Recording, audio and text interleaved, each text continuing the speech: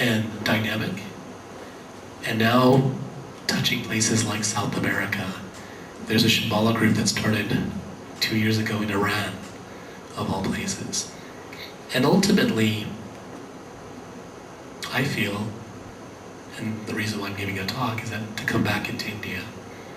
So, I think I'll just kind of stop there and maybe open this up to questions. If you have any questions, I'm happy to answer them for you. And yeah, let me know what your thoughts are and what questions you may have.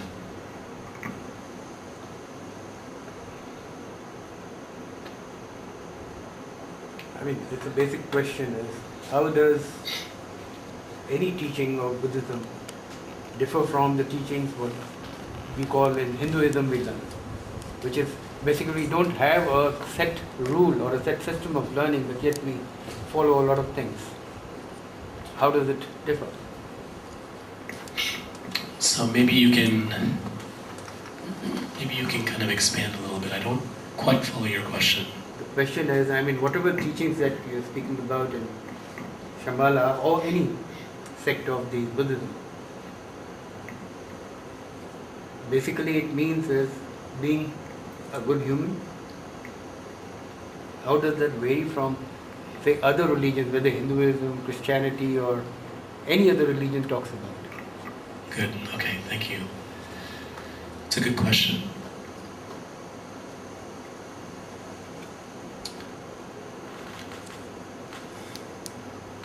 To begin with, I would say it doesn't differ. But Shambhala Buddhism, or this Buddhist practice that is in the Shambhala path, first starts off with just accepting that everything is actually good the way it is.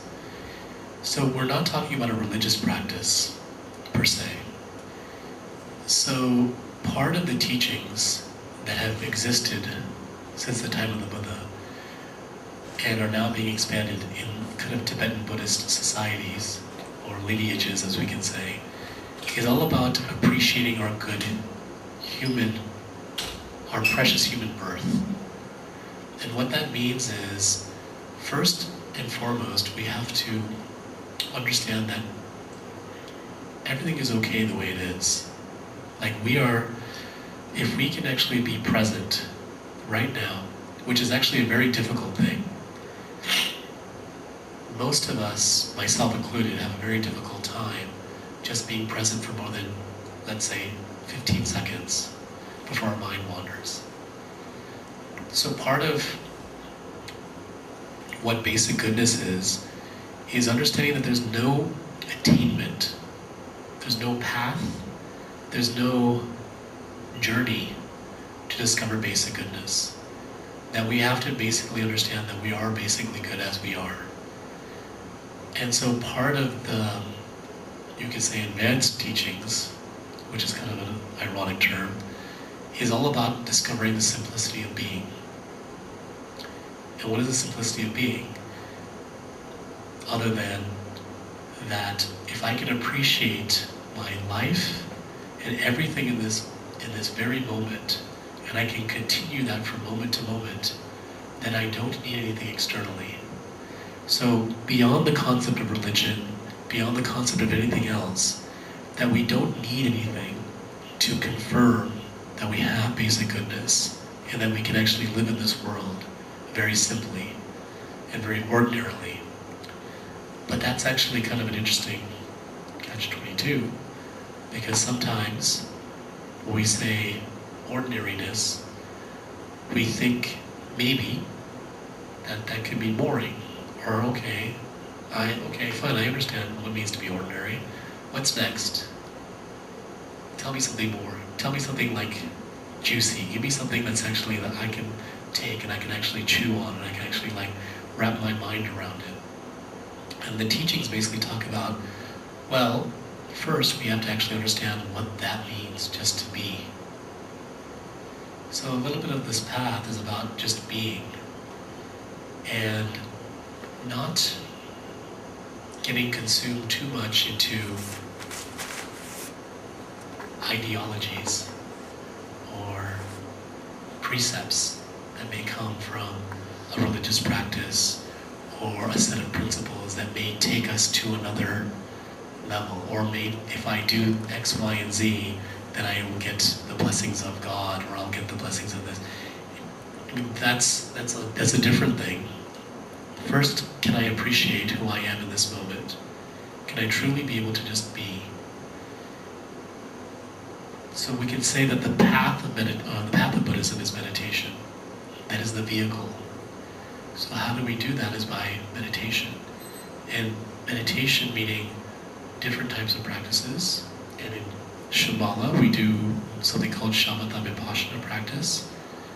And we can actually start to learn how to settle our minds and create the ground, cultivate the ground for us to actually expand our knowledge further. I'm not sure if I'm answering your question, but I hope. The question, I think the other thing is, we're assuming every time we get into something that the mind is unsettled and therefore it needs to be settled. And just being means you feel settled already. So when you feel settled already, why do you need or feel the need for any kind of teaching? Because teaching is kind of a process you evolve into. Yeah, my interaction with you, my interaction with this gentleman when he came in, is all teaching for me, and I'm evolving, and I'm happy to just be, and I'm settled. Yeah. So, presuming that we all have basic goodness is what the core was, then we are all good, and therefore we are all settled, and therefore we are all enlightened, and therefore everything that we do, as I see it, is a meditative process. I don't know if I'm making sense, but that's the way I look at it. Sure. Yeah. Yeah. Like I can walk into this room, if I may add. I came out of curiosity, right? And so I want to know what you have to say about something which I have not heard of, and that is input to me, and I've evolved to the next state, and I process it the way I feel, and then take it forward or leave it or whatever, but it's become part of me now. And so that was my meditation in a way. So good. So the only thing I would add to that is we have all that, yet we still have conceptual mind. We still have our concepts. So part of our settling, which again is a path, is can we drop our concepts? Can we drop what it is that we actually think of and just be? And how long can we just be? And why should I just be? That's my question. I mean, I'm happy doing what I am, so I'm not meaning to be disrespectful to anything, but I'm just curiosity.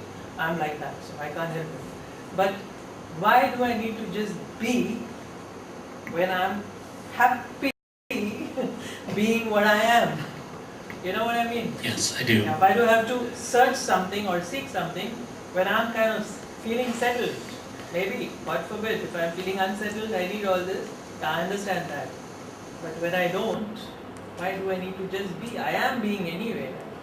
So in this case, how does a meditation change one's life in a sense? That's the question. How it changes for a betterment? What are we thinking to I am change better our now, mind? but still I want to better myself. How does the process of meditation helps him to go to higher levels or whatever he calls, where he improves himself a lot and he feels enjoyment at higher levels?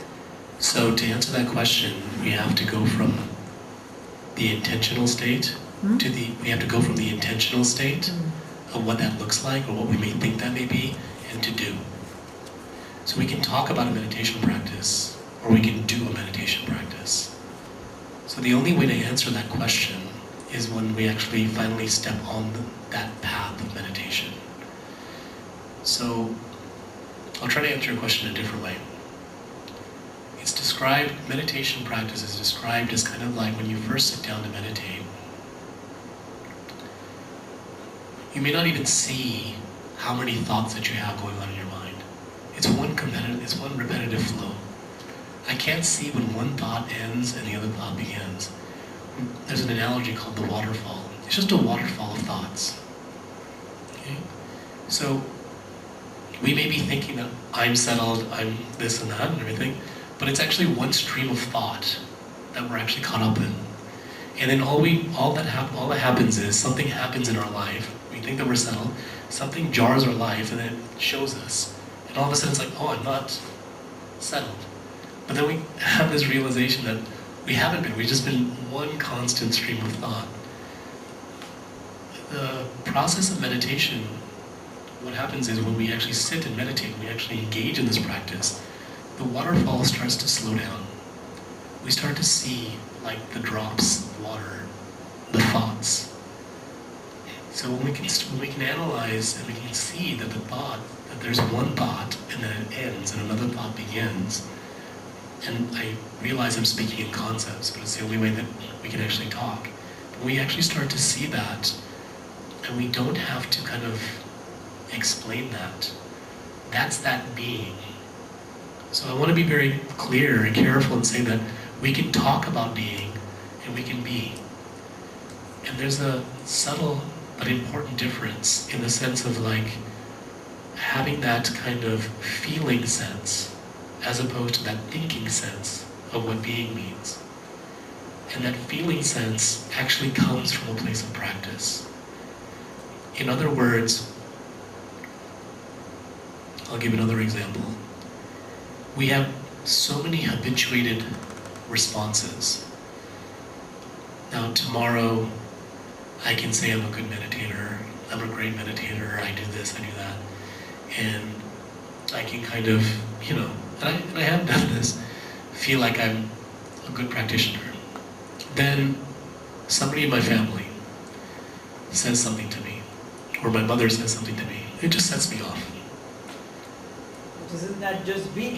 What jars is also just being in the moment, isn't it? But that moment of what has actually gotten me to react is also a habitual reaction and a response. So part of what we can do in meditation is start to unwind and undo these kind of responses. With what objective? No objective. This is the thing. We're going away from Why do it? That's my question. Because we're going away from concept. Because we can't replace one concept with another concept. That's just going from one thing to another. But when we drop it all together and there's nothing there, there's absolutely nothing there, that's when we actually have that settled feeling of being. In other words, we don't have to say a word. We just feel. So, going back to my example, in a kind of manufactured way, so I'm kind of giving you, we'll just have to bear with this example for a second.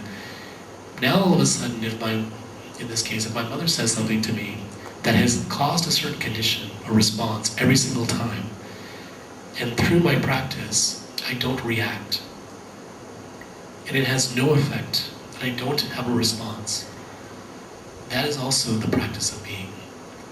Because now I've actually disconnected, unhooked that conditioned response. And it's actually in that moment I can actually see how hooked and how much I've been thinking more than I've actually been being. So in some ways, what I'm trying to explain a little bit, if you understand where I'm going with this, is we have, in general, have spent a lifetime thinking. And just thinking consistently, constantly, all of our lives. And even when we actually go to, say, a lecture, or this talk, any talk, we can go on a retreat. We might feel good for a little bit, and that experience is nice, but then we go back to our regular lives, and all of a sudden we're still kind of going from concept to concept, thought to thought. We aren't kind of actually applying this practice. We haven't really found a foundation. So meditation, more than anything else, if we talk about meditation, is a practice. It's a practical practice of learning how to physically be with posture, but also with actually intention. How to take the mind, that mind of fearfulness, that mind of anger, that mind of judgment, that mind of thinking, that mind of concept, that mind of everything, and start to learn how to put it into the cradle of loving kindness. And if I can take that mind of fearfulness, of judgment, and just place it gently into my own heart of loving kindness and compassion, I change how I start to look at the world, how I have habitual response to the world. Does that make some sense? And so the next line is what? I understood that much. Going Therefore, I have to do this for what? Or why? For nothing. You just do. For nothing. You just do. I would like to ask one question. When he meditates, rather, in a sense, he meditates. He starts now zero, for example, starts zero. He meditates for some time, maybe years or days he meditates. After that time, suppose he succeeds in meditation, he is able to succeed means he is able to improve. At the end of some period, what will be his mental setup? He would have been changed a lot. He feels he is better man than before. In what way his whole mind changes? This is what I